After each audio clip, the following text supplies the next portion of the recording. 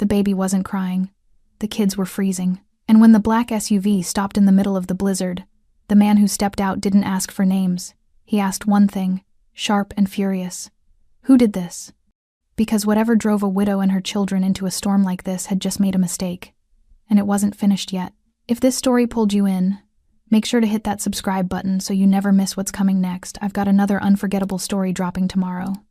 And while you're here, jump into the comments and tell me where you're watching from. I love seeing our community from all around the world. Alright, let's get back into it. The blizzard had swallowed the forest road whole. Sky and ground had merged into one endless, merciless void where direction was a fantasy and time moved only in shivers. The wind tore through the pines like something hunting, something that knew exactly where she was. This was the kind of storm that erased footprints, erased choices, erased futures. Christina Ward stood frozen at the edge of the road, her coat soaked through, her body operating on memory rather than strength. Her lips had cracked and bled. Her fingers were beyond numb, they'd become clumsy, foreign things that barely responded. Her chest felt crushed, as if the cold had crawled inside and wrapped itself around her ribs, squeezing tighter with every breath. In her arms, the newborn lay too still. That terrified her most. The baby's tiny face was pale, lips faintly blue, and Christina kept checking, pressing her frozen cheek against the infant's chest, just to feel the faint flutter of a heartbeat.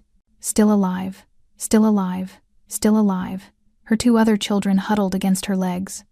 The girl, no older than 6, tried to be brave, but her eyes had gone glassy with exhaustion and cold. The boy, younger, clung to his mother's coat with white-knuckled desperation, as if letting go meant being swallowed by the storm itself. "Mama, are we going home?" the girl whispered, voice barely audible over the wind. Christina had no answer. Home was no longer a place. It was something that had existed 6 weeks ago, before the funeral, before the men came, before the threats turned into something worse than words. The apartment was gone. The phone was dead. The money had disappeared into debts that made no sense, owed to people whose names she'd never heard her husband speak. And when the knocking started hard, insistent, wrong, she'd grabbed her children and run. No plan, no destination, just away. The bus station had been closed. Her car had died 2 miles back. No vehicles had passed in hours, and now this. A road that went nowhere, in a storm that promised nothing but silence. Then it came. At first, it was distant, a low, mechanical growl that didn't belong to the wind. Christina's heart slammed against her ribs. Through the curtain of falling snow, 2 bright circles of light appeared, then the shape behind them. The growl grew louder, deeper, vibrating through the frozen ground beneath her feet. An engine. No engines. The sound was too powerful, too deliberate. The black SUV slowed as it approached, headlights blinding, turning the snowflakes into a swarm of white static. It stopped 10 feet away. The sudden silence was heavier than the storm. Snow continued to fall. But time itself seemed to pause, as if the world were holding its breath. Christina instinctively stepped backward, pulling her children behind her body. Her mind flooded with images, headlines, warnings, stories whispered in kitchens and parking lots. Men in dark cars, men who didn't ask questions, men who made people disappear. The driver's door opened. He stepped out slowly, deliberately, his long black coat hanging open despite the cold. Tattoos crawled up his neck and disappeared beneath his collar, dark ink against skin that seemed untouched by the frost. His hair was slicked back perfectly, face angular and sharp, eyes pale and unreadable. He looked like someone the cold had learned to fear. Behind him, 3 more men emerged from the vehicle, silent, disciplined, faces obscured by shadow and snow. One was older, gray-haired, with the posture of a soldier. Another was younger, broad-shouldered, hands tucked into his coat pockets. The third stood slightly apart, watching the tree line as if threats could come from anywhere. They didn't speak. They didn't move. They simply were, like sentinels. The man in front studied her. Not with lust, not with pity, with something colder. His gaze moved from Christina's face to the newborn in her arms, to the 2 children clinging to her legs, their torn gloves and blue-tinged lips. He took in the soaked coat, the trembling, the frostbite creeping across her knuckles. Then his eyes narrowed. When he finally spoke, his voice was quiet, controlled, but it carried a weight that made Christina's stomach drop. Who did this? The question hung in the air like smoke. Christina didn't understand. She opened her mouth, but no sound came. Her mind scrambled. Who did what? What does he mean? What does he want? The man took one step closer, snow crunching beneath expensive shoes that had no business being out here. Who, he repeated, slower now, each word deliberate, did this to you? Christina's breath hitched. The question wasn't what she expected. It wasn't who are you or what are you doing here. It was something else entirely, something that assumed blame, assumed a crime, assumed someone was responsible, and that assumption changed everything, because he was right. Someone had done this. Her voice came out broken, barely a whisper. I don't know what your children are freezing. He cut her off, not with anger but with fact. His eyes flicked to the baby again, and something shifted in his expression.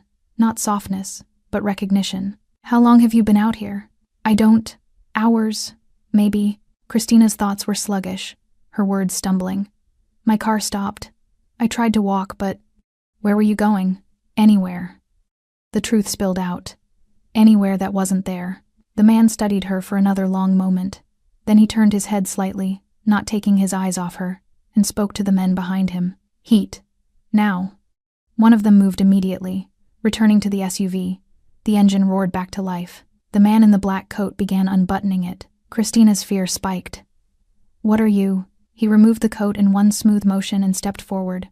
Before she could flinch, he draped it over her shoulders, the weight of it sudden and foreign. It smelled like leather and something expensive she couldn't name. Get them inside, he said, nodding toward the SUV. We're not doing this here. I don't even know who you. His pale eyes locked onto hers. Domingo Duran. He said it like an answer to a question she hadn't asked. And you're not dying on this road. It wasn't a promise. It was a command. Christina didn't move. Her body had locked in place, caught between the animal instinct to run and the terrible knowledge that she couldn't. Not anymore. Her legs were lead. Her children were fading. The newborn in her arms had stopped making any sound at all.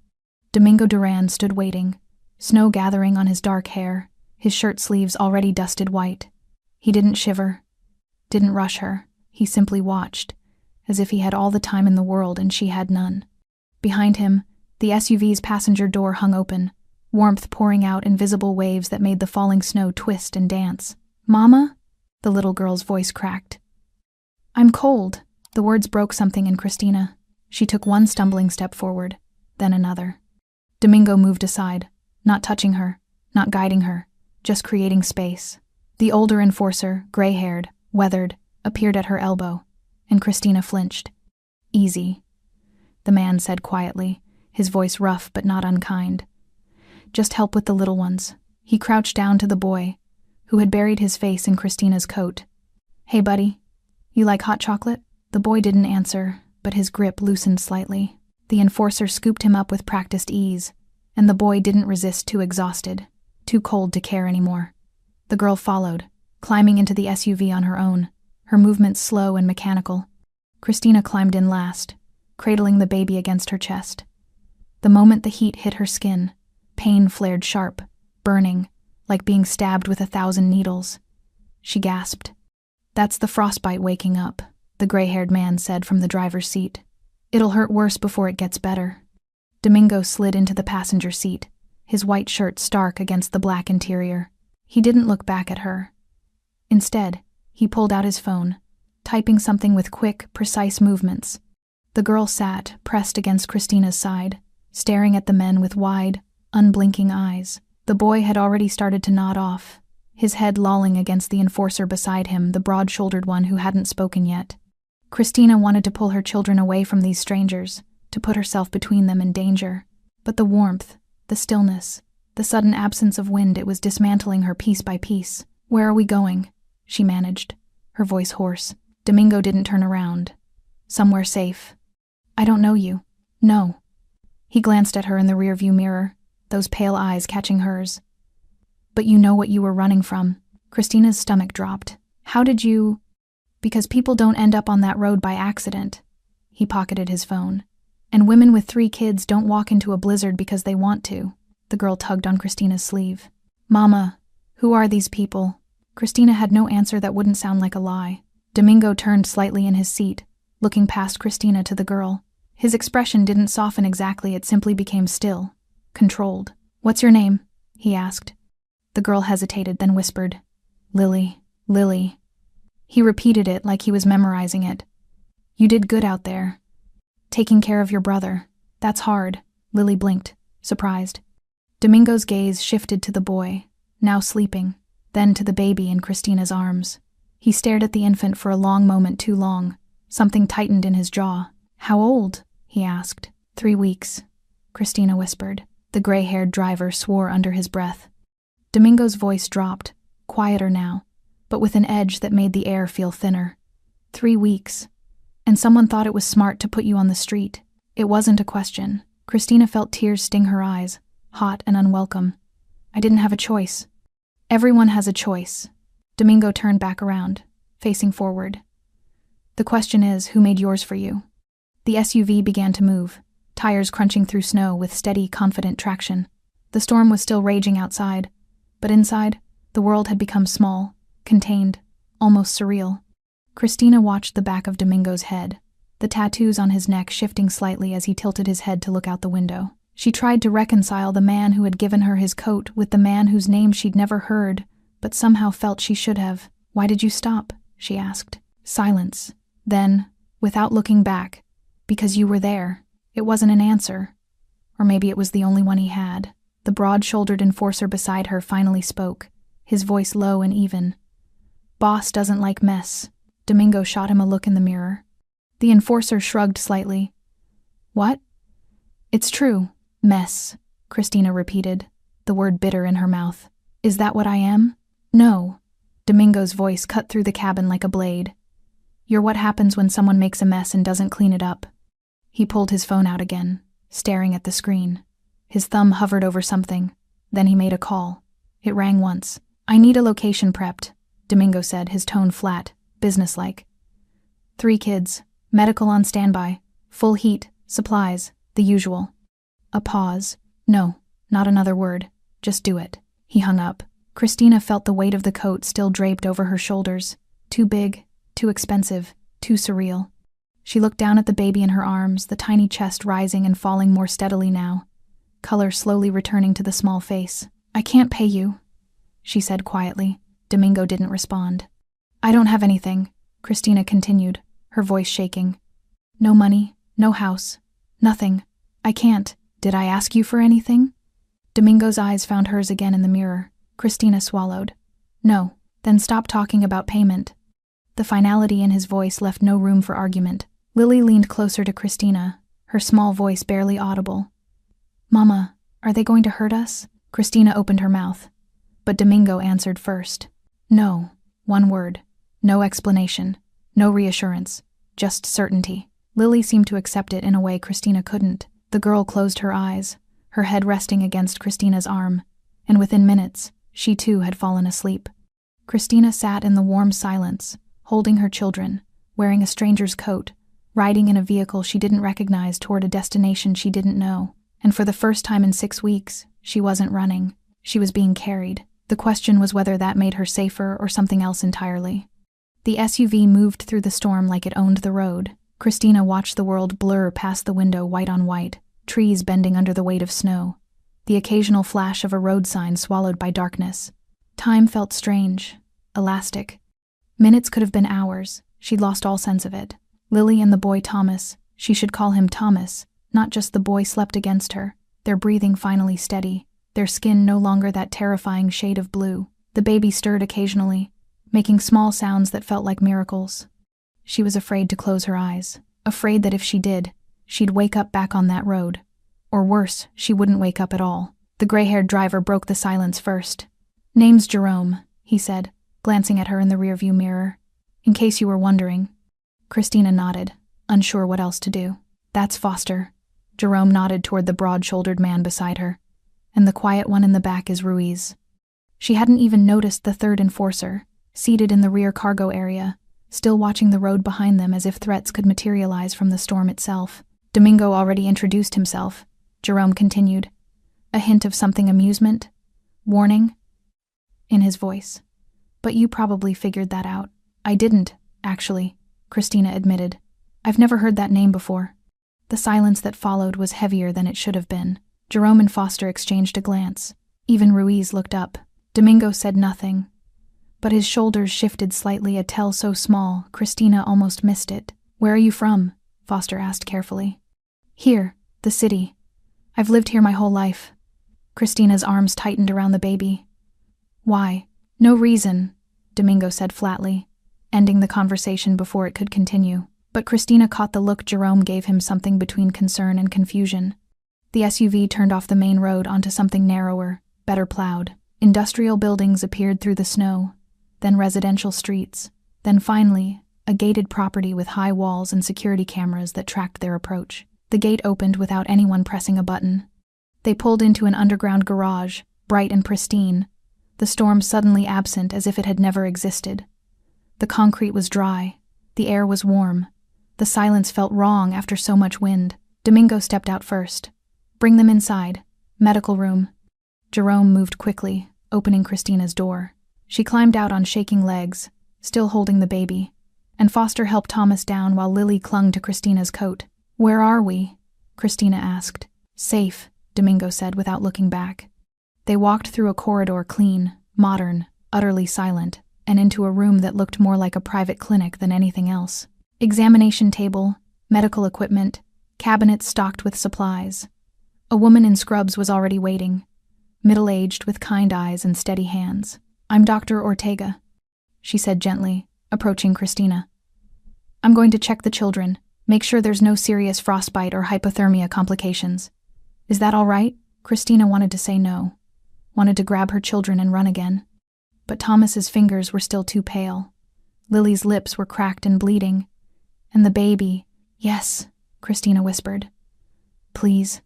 Dr. Ortega worked efficiently, checking vitals, examining extremities, asking questions in a calm, professional tone that somehow made Christina want to cry.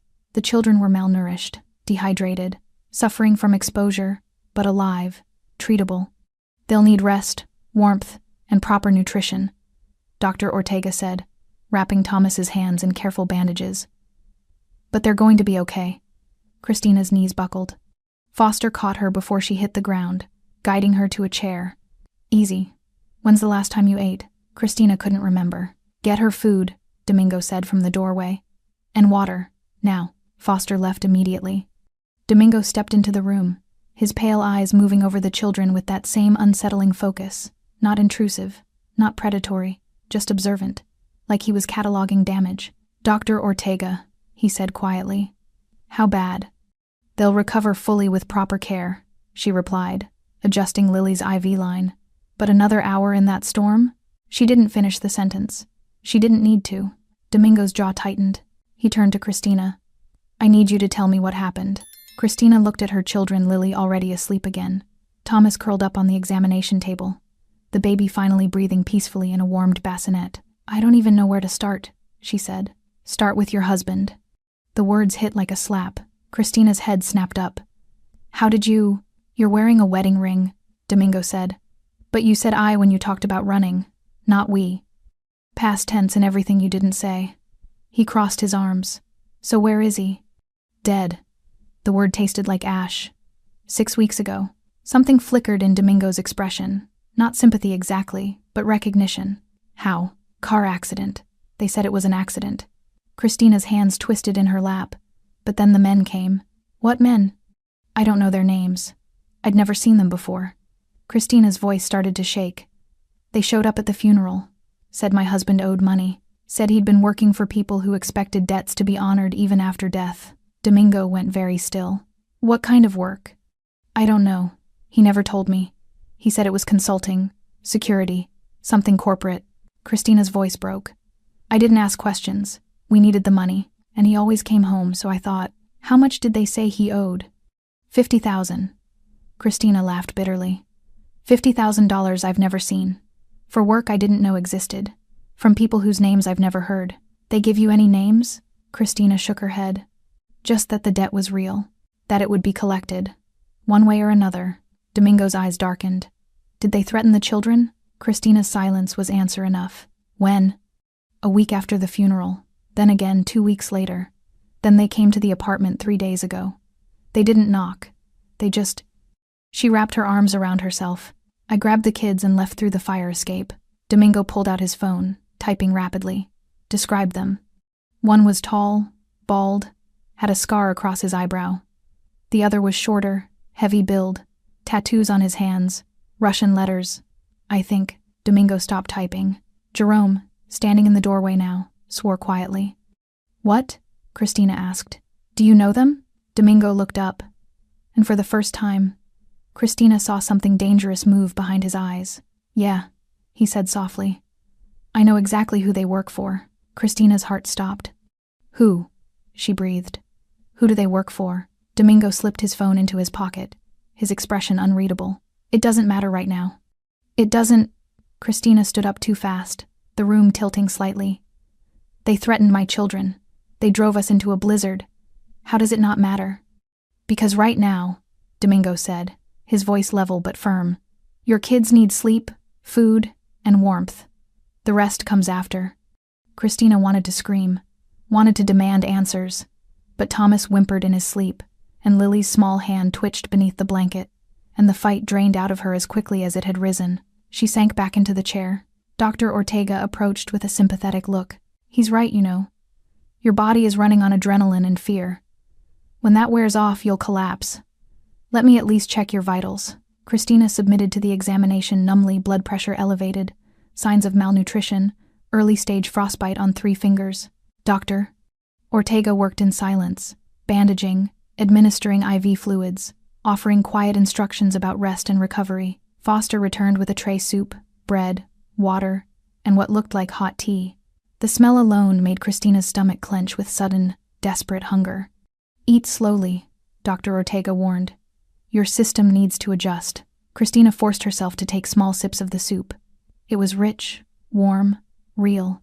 She couldn't remember the last time she'd tasted something that wasn't from a gas station or a food bank. Domingo watched from the doorway, arms crossed, face carved from stone. He didn't speak, didn't move, just observed with that same unnerving intensity. Finally, Christina couldn't take it anymore. What happens now? Now? Domingo pushed off the doorframe. You and the kids get moved to a room upstairs. You sleep, you recover, that's it. And then what? Christina's voice rose despite herself. You expect me to believe you're just helping out of the kindness of your heart? The room went quiet. Jerome shifted uncomfortably.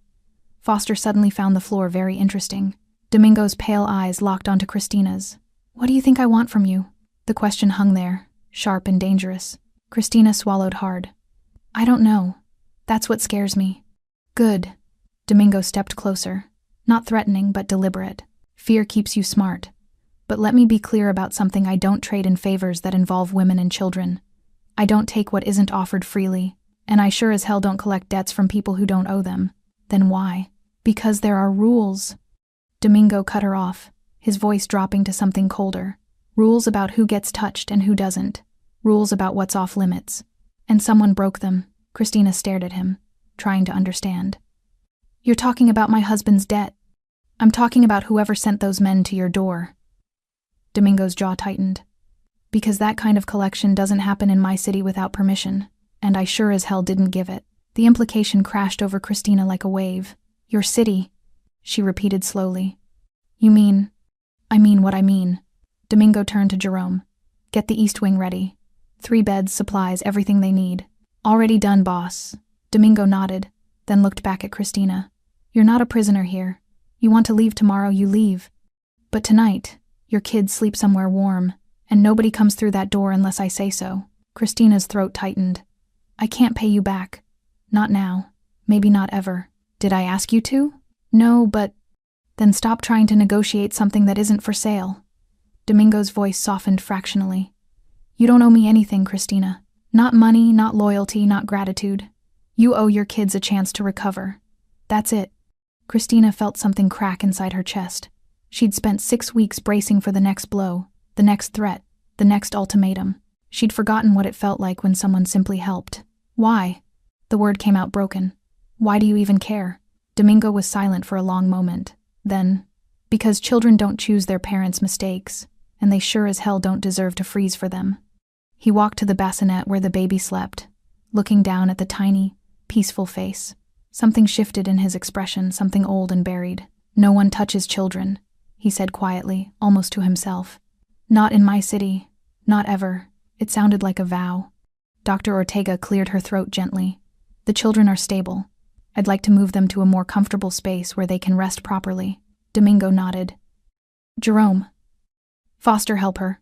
The men moved with practiced efficiency, Jerome carefully lifting Thomas while Foster gathered the medical supplies. Dr. Ortega wheeled the bassinet, and Lily stirred, reaching for Christina. It's okay, baby, Christina whispered, standing on shaking legs. We're just going somewhere safe. Promise? Lily's voice was small, fragile. Christina looked at Domingo, who stood watching with those unreadable pale eyes. He gave a single, almost imperceptible nod. I promise, Christina said. They moved through the corridors wider now, warmer, with actual windows showing the storm still raging outside. The east wing was nothing like Christina expected. Not a cell, not a warehouse, not some cold, industrial space. It was a suite. 3 beds with clean white linens, a private bathroom with fresh towels, a small kitchenette stocked with food, soft lighting that didn't hurt to look at, and heat blessed. Steady heat that made Christina's eyes sting with relief. Jerome and Foster laid Thomas and Lily in their beds with surprising gentleness. Dr. Ortega positioned the bassinet where Christina could see it from anywhere in the room. I'll check on them every few hours, Dr. Ortega said. But they should sleep through the night. Their bodies need it. Christina nodded, unable to form words. One by one, they filed out Jerome, Foster, Dr. Ortega. Domingo was the last to leave, pausing at the door. There's a phone on the table, he said without looking back. You need anything? Press 1. Someone will answer. Domingo, Christina's voice caught. He turned slightly, just enough that she could see his profile. Thank you, she whispered. For a moment, he said nothing. Then, get some sleep, Christina. Tomorrow we figure out who thought they could do this without consequences. The door closed with a soft click. Christina stood alone in the warm, quiet room, listening to her children breathe. And for the first time in 6 weeks, she let herself cry. Not from fear, from something dangerously close to hope. Domingo didn't go to his office. He stood in the hallway outside the east wing for longer than he should have, staring at the closed door, listening to the silence that meant Christina and her children were finally resting. 3 weeks old. The baby was 3 weeks old. His jaw clenched so hard his teeth ached. Boss. Jerome's voice came from behind him, quiet and careful. You good?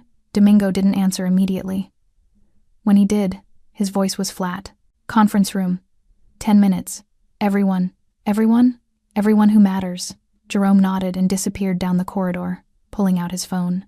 Domingo walked slowly toward his office, each step measured, controlled. He passed guards who straightened immediately, staff who averted their eyes, cameras that tracked his movement with silent diligence. His empire, his structure, his rules, and someone had broken them.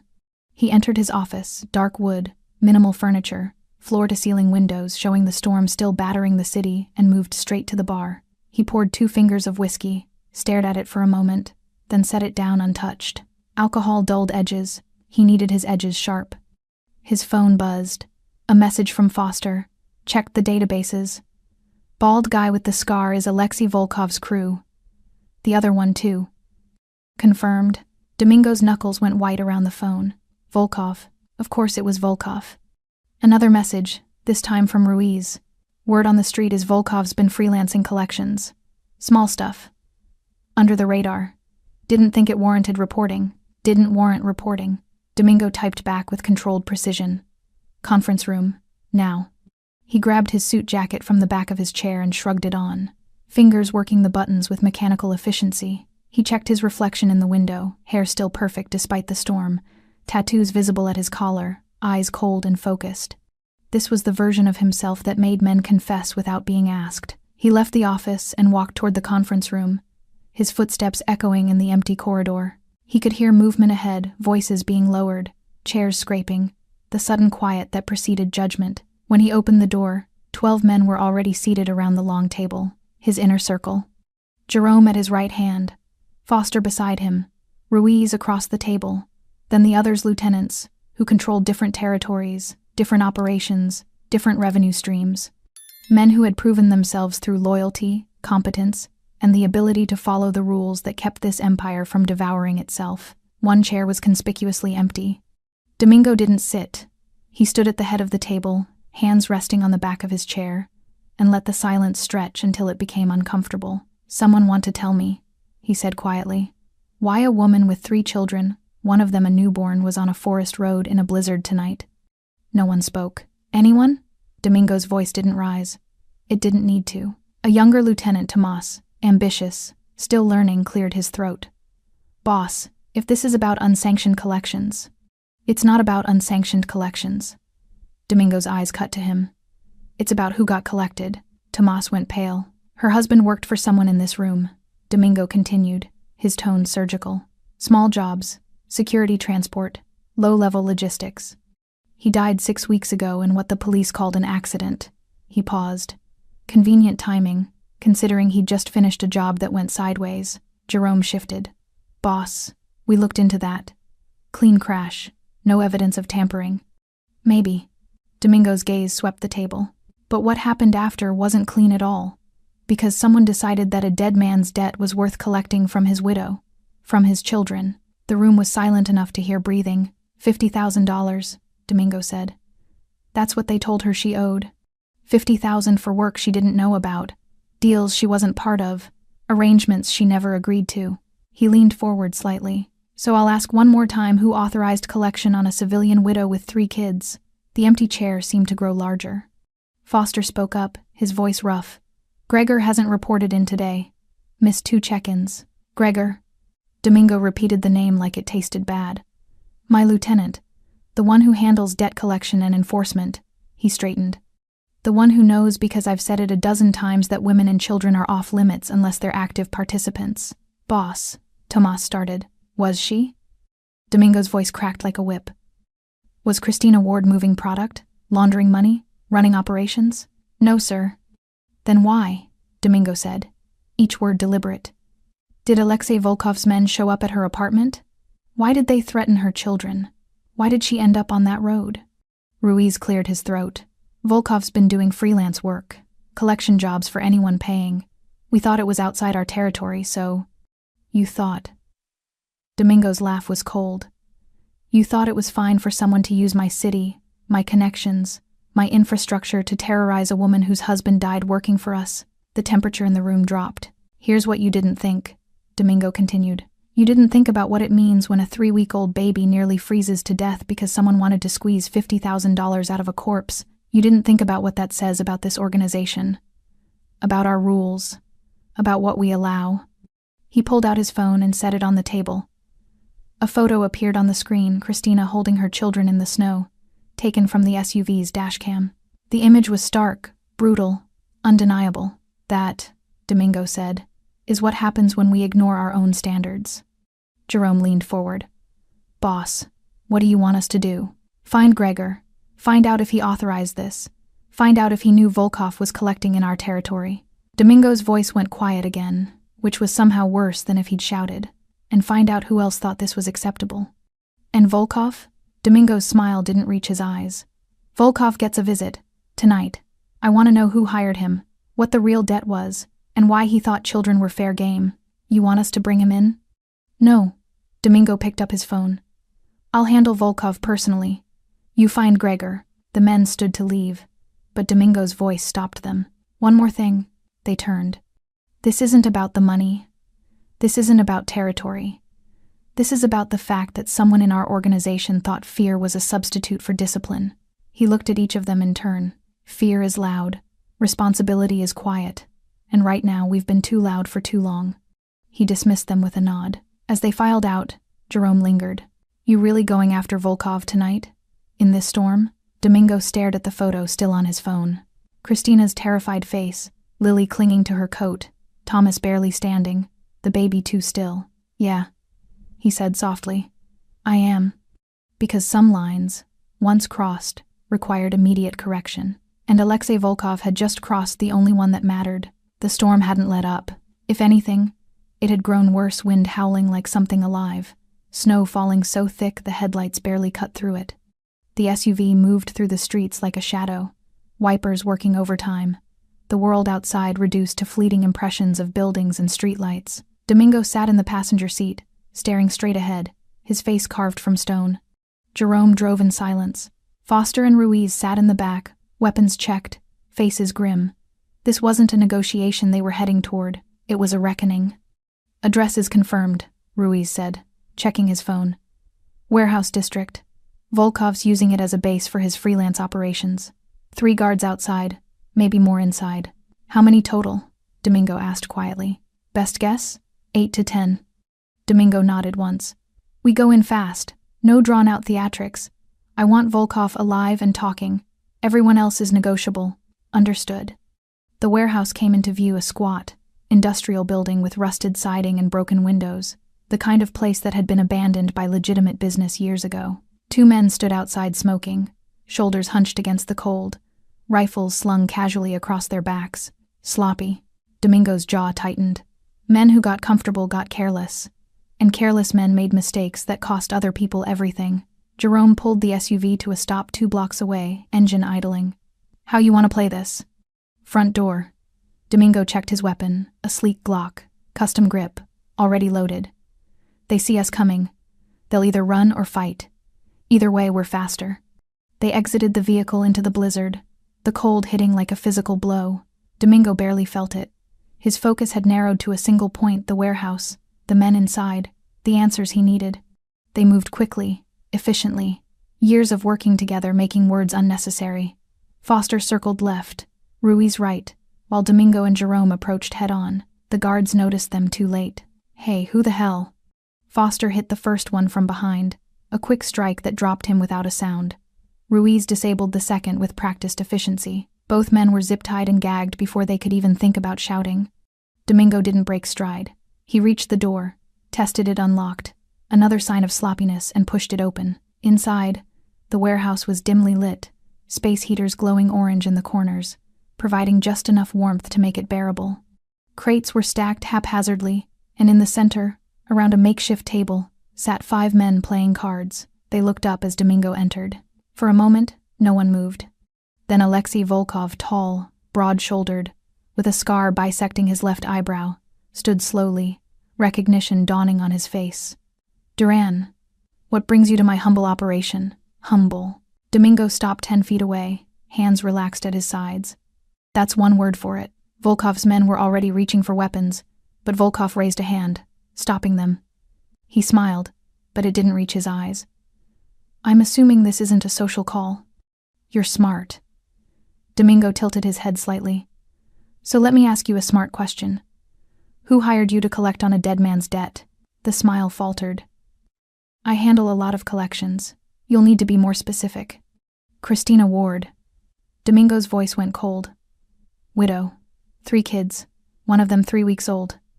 You sent your boys to her apartment, threatened her, forced her to run. Volkov's expression shifted, not guilt, but calculation.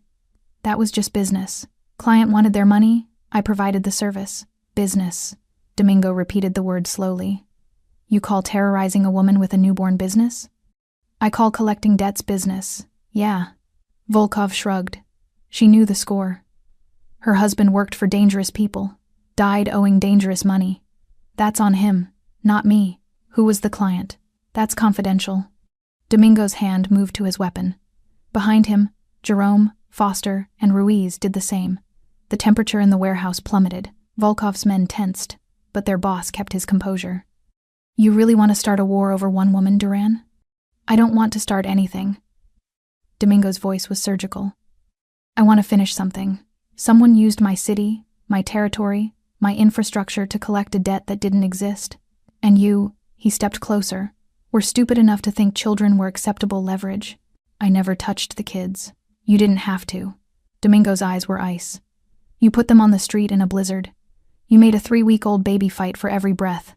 That's the same thing. Volkov's jaw tightened. Listen, I was hired to do a job. I did it. If you've got a problem with who hired you, the words weren't loud. They didn't need to be. Volkov stared at Domingo, weighing his options, calculating odds. Finally, he sighed. Gregor Sokolov, your lieutenant, said the husband had stolen from an operation, died before making it right, and the debt needed collecting one way or another. The name hung in the air like poison. Jerome swore under his breath. Foster's hand tightened on his weapon. Domingo felt something cold and sharp settle in his chest. Gregor hired you directly? Yeah, Paid half up front, promised the other half when the debt was cleared. Volkov's smile returned, thin and ugly. Seemed like easy money. Guess it wasn't. Guess not. Domingo raised his weapon in one smooth motion, barrel aimed directly at Volkov's chest. Here's what's going to happen. You're going to give me every detail, dates, amounts, instructions. Everything Gregor told you. Then you're going to shut down every collection operation in my city and never come back. And if I don't, then your men find you in pieces, and this warehouse becomes a crime scene investigation that lasts 6 months. Domingo's finger rested on the trigger. Your choice. Volkov's composure finally cracked. He glanced at his men, outgunned, outmaneuvered, outclassed, and raised his hands slowly. Fine, I'll talk. Smart man. Domingo lowered his weapon fractionally. Start with when Gregor first contacted you. Volkov talked for 15 minutes, straight dates, meetings, the exact instructions Gregor had given, including the explicit order to make it hurt enough that she understands consequences. He talked about the 50,000, which wasn't real debt but penalty collection, punishment for the husband's supposed betrayal. With every word, Domingo's expression grew colder. When Volkov finally finished, Domingo stood silent for a long moment. Then he pulled out his phone and made a call. It rang twice. It's me, Domingo said. Gregor Sokolov. Find him. Bring him to the estate. I don't care where he is or what he's doing. You have 2 hours. He hung up. Volkov watched nervously. So, we good? No. Domingo's voice was flat. We're not good. You leave this city tonight. You don't come back. You don't take jobs here. You don't even drive through here. You forget this place exists. And if I... There is no if. Domingo turned to leave, then paused. One more thing. That 50,000 you were supposed to collect? Consider it your exit fee. You owe it to Christina Ward. You've got 1 week to deliver it. Cash. To a location I'll send you. Volkov's face went red. That's... Domingo looked back. And whatever Volkov saw in his eyes made the words die in his throat. 1 week, Domingo repeated. Or I come back. He walked out into the storm, his men following. The question had been answered. Now came the harder part, dealing with the man who'd authorized it all. His own lieutenant. His responsibility. His failure. Christina woke to silence. Not the violent, howling silence of the storm, but something softer, the quiet of a space where danger wasn't constantly pressed against the windows. She lay still for a moment, disoriented, her body aching in places she'd forgotten could hurt. Then memory rushed back. She sat up quickly, heart hammering, and looked immediately to the bassinet. The baby was asleep, chest rising and falling in steady, peaceful rhythm. Lily and Thomas were in their beds, tangled in clean white sheets. Color finally returned to their faces. Real color, not the terrible blue-gray of frostbite and fear. Christina's breath shuddered out of her. They were alive. They were warm. They were safe. For now. She stood slowly, wincing as muscles protested, and walked to the window. Dawn was breaking, pale gray light filtering through clouds that had finally stopped dumping snow. The storm had passed, leaving the world buried beneath white. She'd survived the night. They all had. A soft knock at the door made her tense. Yes, it's Dr. Ortega. May I come in? Christina opened the door to find the doctor holding a tray, coffee, toast, fruit, and what looked like oatmeal. The smell alone made Christina's stomach clench with hunger. I thought you might be awake, Dr. Ortega said gently. How are you feeling? Sore, confused, alive. Christina stepped aside to let her in. How are they? Better than they have any right to be. Dr. Ortega set the tray down and moved to check on Thomas first, gently examining his bandaged hands. Children are resilient. Their bodies are already starting to recover. Lily's frostbite was superficial, she'll be fine. Thomas needs another few days of monitoring, but I'm optimistic. And the baby? Strong. Dr. Ortega smiled. Stronger than you'd think. Another few hours in that storm, though. She trailed off, the implication clear. Christina felt tears prick her eyes. She'd been so close to losing them. All of them.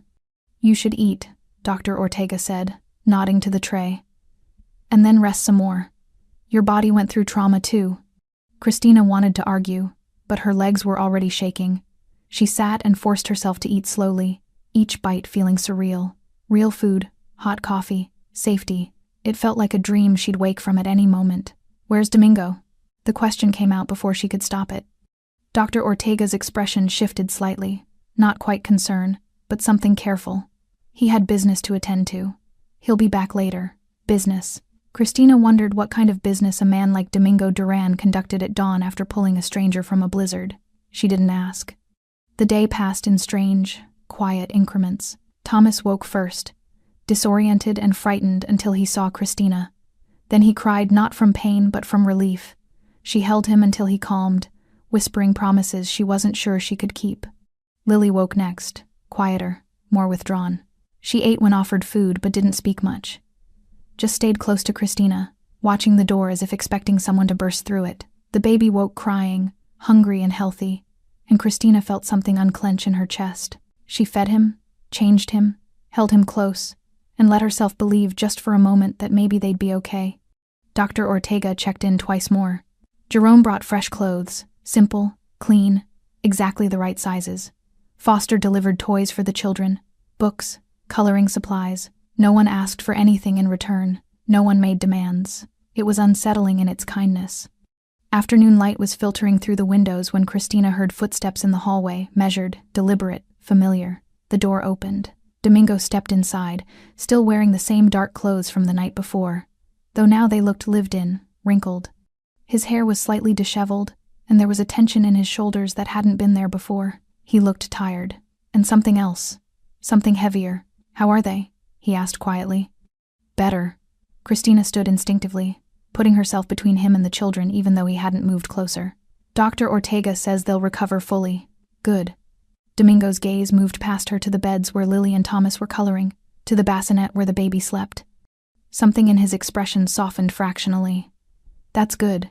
Lily looked up from her coloring book, her small face serious. She stared at Domingo for a long moment, then slowly set down her crayon and climbed off the bed. Christina tensed. "Lily." But Lily walked right up to Domingo and stopped in front of him, tilting her head back to look up at his face. She was so small compared to him, tiny, fragile, fearless. "Are we still in trouble?" she asked quietly. The question hit the room like a gunshot. Domingo went very still. For a moment, he didn't react at all, just stood there, this dangerous man in his expensive clothes and visible tattoos, staring down at a 6-year-old girl who'd asked the question that mattered most. Then, slowly, deliberately, he knelt. It brought him down to Lily's eye level, made him less towering, less overwhelming. His pale eyes met hers directly, and when he spoke, his voice was gentler than Christina had ever heard it. "No," he said. "You're not in trouble. You never were." Lily studied his face with the unsettling intensity only children possess. "Promise?" "I promise." "What about the bad men?" Lily's voice trembled slightly. "The ones who came to our house?" Domingo's jaw tightened, but his voice stayed steady. "They won't come back." "How do you know?" "Because I told them they can't." Domingo paused, then added, "And when I tell people things, they listen." Lily considered this, then nodded slowly. "Okay." She turned and walked back to her coloring, as if the entire conversation had settled everything in her world. But for Christina, watching from across the room, something cracked open inside her chest. Because she'd seen it the way Domingo had knelt without hesitation, the way he'd looked at Lily not with impatience or condescension but with something that looked dangerously close to pain, the way he'd promised her safety and made it sound like an unbreakable vow. Domingo stood slowly, his composure carefully rebuilt. But when his eyes met Christina's, she saw it again, that flicker of something old and buried, something that had been broken long before she'd stumbled into his path. "Can we talk?" he asked quietly. "Outside?" Christina glanced at her children, all occupied, all safe, then nodded. She followed him into the hallway, the door closing softly behind them. Domingo walked a few paces away, then stopped, his back to her. His shoulders were rigid, hands clenched at his sides. "I found out who did this," he said without turning around. "Who sent those men to your apartment? Who invented the debt? Who decided you and your children were acceptable casualties?" Christina's heart stopped. "Who?" "Someone who worked for me." Domingo's voice was flat, emotionless. "Someone I trusted to follow rules, to understand what lines can't be crossed." "What are you going to do?" Domingo finally turned to face her. His expression was carved from ice, but his eyes were fire. "What needs to be done?" he said quietly. "So that no one ever makes this mistake again." Christina should have been afraid, should have recoiled from the promise of violence in his voice. Instead, she felt something else entirely: relief. Because for the first time in 6 weeks, someone was angry on her behalf. Someone was willing to make the people who'd hurt her children face consequences. "Thank you," she whispered. Domingo shook his head slowly. "Don't thank me yet. This is my mess to clean up, my failure to fix. It's not your—" "It is." His voice was final. "And it will be handled." He walked past her, footsteps echoing down the corridor, leaving Christina standing alone in the hallway. Behind the door, she heard Lily laugh at something Thomas had drawn. The sound was small, fragile, impossibly precious, and Christina realized with sudden, terrifying clarity that Domingo Duran wasn't just helping them, he was protecting them. There was a difference, and that difference might be the only thing standing between her children and the darkness that had been hunting them. 3 days had passed since the blizzard. 3 days of warmth, food, and safety that felt more fragile with each passing hour. Christina stood at the window of the East Wing suite, watching snow melt in the pale afternoon sun. The world outside looked clean, pristine, as if the storm had washed away all evidence of what had happened on that road. But Christina knew better. Some things didn't wash away. Behind her, Thomas was building a tower with blocks. Foster had brought wooden, hand-carved, expensive. Lily sat nearby reading a picture book, her voice soft as she sounded out words. The baby slept peacefully in the bassinet, gaining weight, growing stronger. They looked like normal children. Christina wondered if they'd ever be normal again. A knock at the door pulled her from her thoughts. "Come in." Jerome entered, his weathered face carefully neutral. "Got a minute?" Christina glanced at the children, then nodded. "What is it?" Jerome cleared his throat. "Boss wanted me to talk to you about next steps. You've been here 3 days. You're recovered. The kids are stable. Time to figure out what comes next." Christina's stomach dropped. "You mean it's time to leave?" "I mean it's time to decide what you want." Jerome's voice was surprisingly gentle. "You want to leave? We'll help. Set you up somewhere safe, different city, clean start. You want to stay in the area? We can arrange that too. Protection, housing, whatever you need. And the price?" Jerome frowned. "There is no price. There's always a price." Christina crossed her arms. "Your boss doesn't strike me as a charity operation." "He's not." Jerome leaned against the doorframe. "But he's also not in the business of holding people hostage. You're free to go, Christina. Today, tomorrow, whenever. No strings." Christina wanted to believe him. But 6 weeks of running had taught her that nothing came without cost. "What about the men who came after me?" she asked. "The debt they claimed I owed? Handled." Jerome's expression darkened slightly. "You don't need to worry about them anymore." "What does handled mean?" Jerome met her eyes directly. "It means they won't be bothering anyone ever again. And the people who sent them know that what they did was unacceptable. Violently unacceptable." Christina's breath caught. "Domingo killed them." "I didn't say that. You didn't have to." Jerome was quiet for a moment. "Would it matter if he did? Would you feel safer or more afraid?" Christina didn't have an answer. "Look," Jerome continued, "I'm not going to stand here and tell you the boss is a saint. He's not. But he's also not the kind of man who lets innocent people suffer because someone broke the rules. Those men made a choice. They faced consequences. That's how this world works. And what world is that exactly? One where power matters, where rules matter, where the people who protect those rules are the only thing standing between order and chaos." Jerome straightened. "You don't have to like it, but you benefited from it.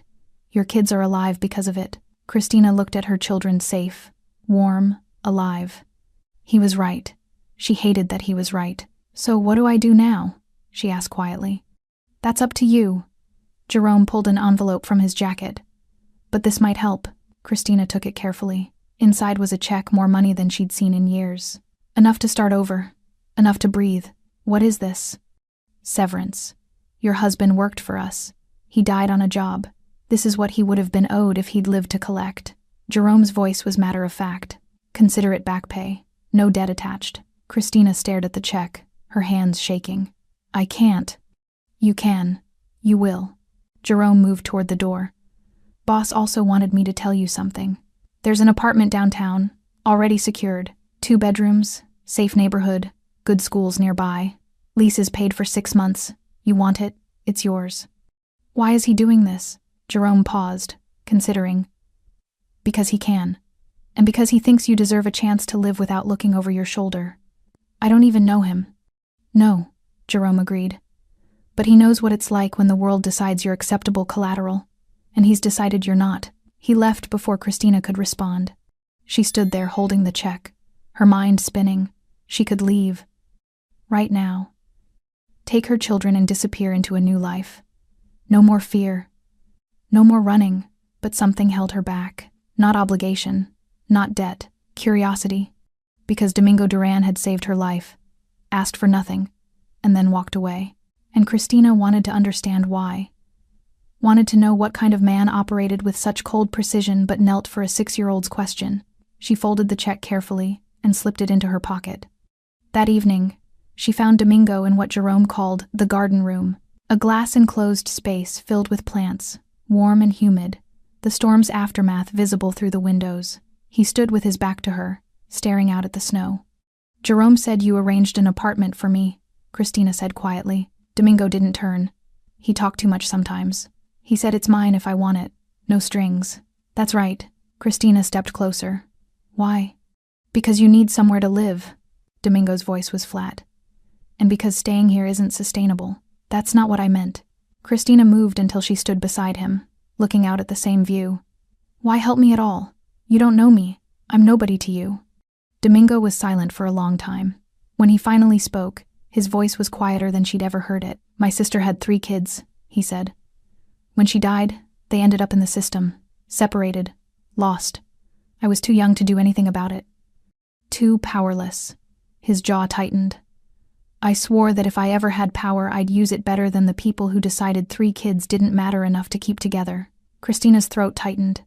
What happened to them? I don't know. I tried to find them later, but the trail went cold. He finally looked at her, those pale eyes carrying decades of weight. So when I see 3 kids about to disappear into the cold because someone decided they were acceptable losses, I stop it. That's all. That's not all, Christina whispered. That's everything. Domingo turned back to the window. The apartment's ready when you are. Take your time. Christina stood there beside him, and for the first time since her husband died, she didn't feel alone. She felt seen. Christina moved into the apartment 2 days later. It was perfect in its simplicity: 2 bedrooms, a kitchen that actually worked, windows that locked, heat that didn't require begging a landlord. The building had security cameras. The neighbors were quiet. The school 3 blocks away had availability. It felt like a life. Domingo's men helped move the few belongings Christina had salvaged. Not much, but enough. Jerome supervised. Foster carried boxes, and Ruiz installed additional locks on the doors without being asked. Domingo wasn't there. Christina tried not to feel disappointed. He's got business, Jerome explained when he noticed her looking around. But he made sure everything was set up right. The apartment came furnished not extravagantly, but thoughtfully. Beds with clean linens, a crib for the baby, toys for the children, a fully stocked kitchen.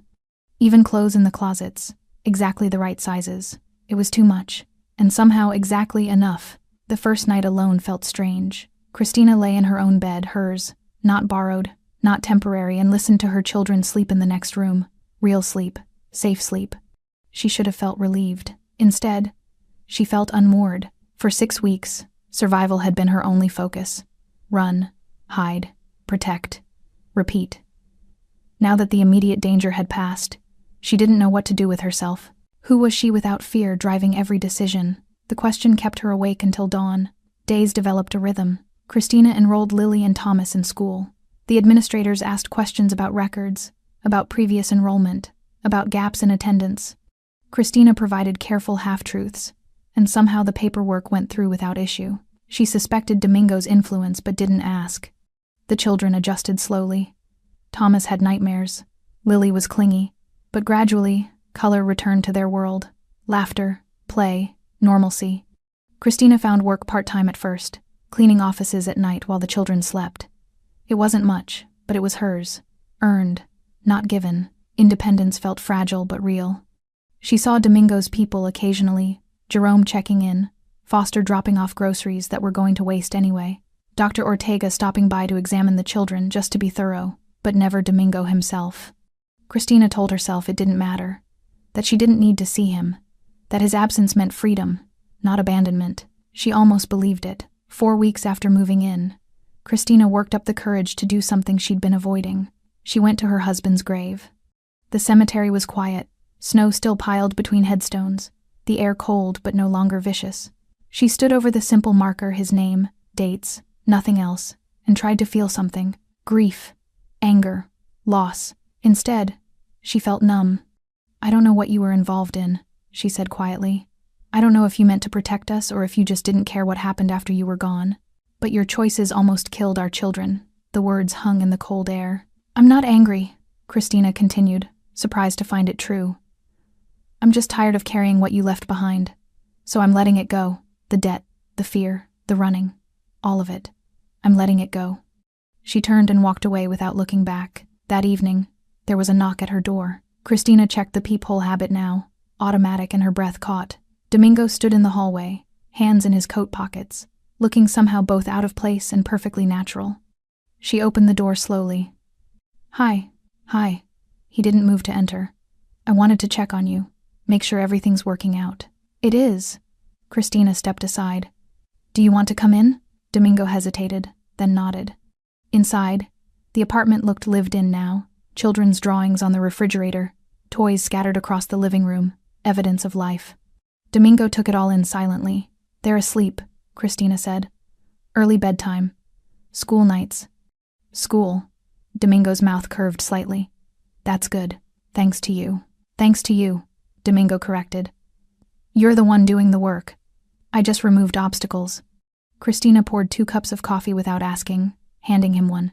They sat at the small kitchen table, the silence comfortable rather than awkward. "I went to see my husband's grave today," Christina said finally. Domingo's expression didn't change. "How was it?" "Clarifying." Christina wrapped her hands around her mug. "I realized I'd been carrying his choices like they were mine. His debts, his secrets, his consequences, but they weren't mine. They never were." "No," Domingo agreed quietly. "They weren't.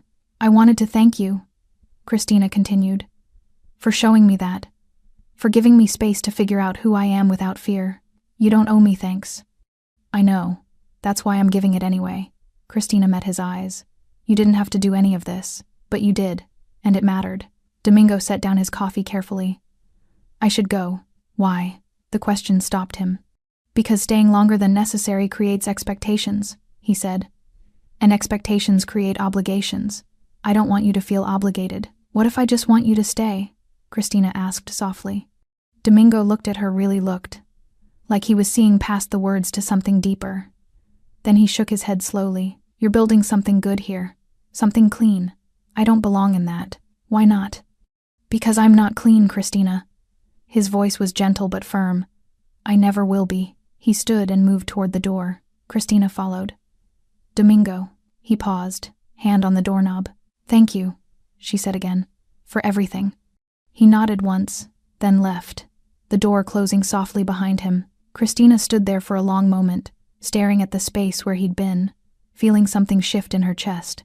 Not loss exactly, recognition, that sometimes the greatest kindness was knowing when to step back.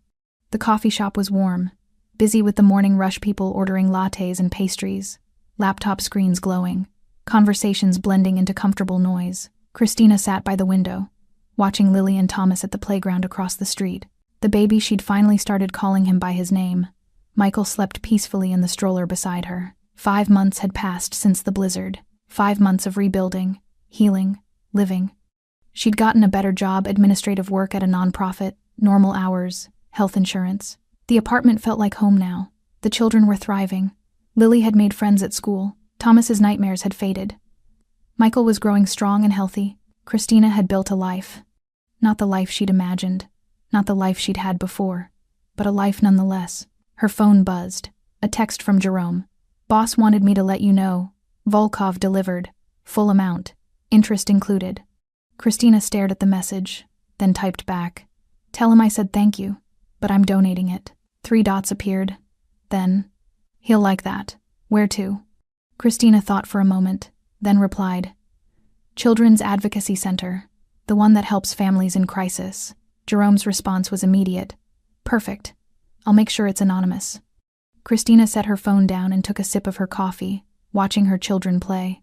Lily was pushing Thomas on the swing, both of them laughing, faces bright with joy.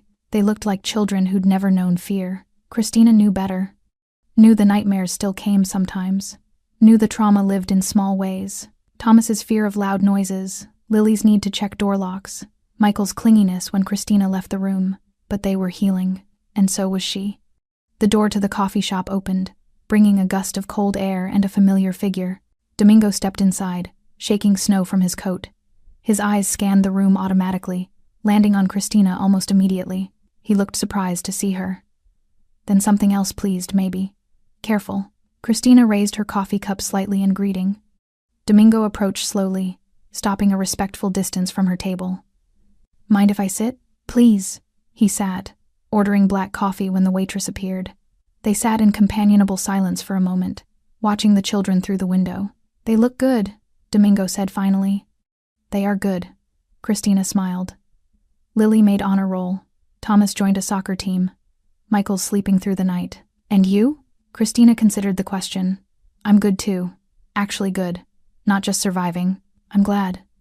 More silence. Not awkward. Just present. I heard about Volkov's payment, Domingo said. Jerome told me what you're doing with it. It felt right. Christina watched Michael sleep. Using money that came from pain to help prevent more pain. Closing the circle. Domingo nodded slowly. That's good thinking. I learned from someone. Christina met his eyes. Someone who showed me that power matters most when you use it to protect people who can't protect themselves. Domingo's expression flickered, surprised, touched, guarded. I'm not sure I deserve that much credit. I'm not sure you get to decide what you deserve. Christina's voice was gentle but firm. You saved my children's lives. You gave us space to heal. You asked for nothing in return. That matters, Domingo. Whether you acknowledge it or not. He looked away, jaw tight. I did what anyone should have done, but you're the one who actually did it. Christina reached across the table, resting her hand briefly on his. Thank you. For everything. For then. And for stepping back when we needed space. Domingo looked down at where her hand had touched his, something complicated crossing his face. You're doing well. Really well. I'm proud of you. Will I see you again? Christina asked. Maybe. Domingo stood, leaving money on the table for his untouched coffee. But probably not as much. You're building something clean, Christina. Something good. I don't want to complicate that. What if I don't think you'd complicate it? Domingo smiled small, genuine, sad. Then you're kinder than I deserve. He moved toward the door, then paused, looking back. If you ever need anything at all, you know how to reach me. I know. Take care of those kids. Always. He left, disappearing into the winter morning, and Christina watched him go. Not with sadness or longing, but with gratitude and understanding. Some people entered your life like storms, violent, transformative, temporary. They changed everything, then moved on, leaving you fundamentally altered, but ultimately free. Domingo Duran had been her storm, and she'd survived. More than survived, she'd learned that she was stronger than she'd known, that asking for help wasn't weakness, that accepting kindness wasn't debt, that building a new life from ruins was possible. Across the street, Lily waved frantically, calling Christina to come watch her go down the slide. Thomas was already climbing the ladder. Michael stirred, ready to wake. Christina gathered her things, paid her bill, and stepped out into the cold. The snow was falling again, gentle this time, beautiful rather than threatening. The kind of snow that transformed the world without trying to erase it. She crossed the street to her children, and when Lily grabbed her hand, pulling her toward the playground, Christina went willingly, because this was her life now. Not perfect, not without scars, but hers, chosen, built, fought for, and that made all the difference. The storm had revealed what she was capable of surviving. The aftermath had taught her what she was capable of becoming. Power showed who you protected. Fear was loud. Responsibility was quiet. And sometimes, the most dangerous man in the room was the one who decided a line would never be crossed again, then stepped back when his work was done. Christina looked up at the sky, watching snowflakes fall like small miracles, and felt something she hadn't felt in a long time. Peace. Not because the world was safe, but because she finally believed she could handle whatever came next. And her children playing, laughing, alive were proof that believing mattered. The road that had almost ended everything had instead led her here, to this moment, to this life, to herself. And that was enough. Thanks for staying with this story right till the final moment. You're the reason these stories come alive. If you're ready for another powerful journey, just tap the next video on your screen. And before you go, leave a quick comment and rate this story from 1 to 10. I'm excited to see your thoughts and connect with you down there.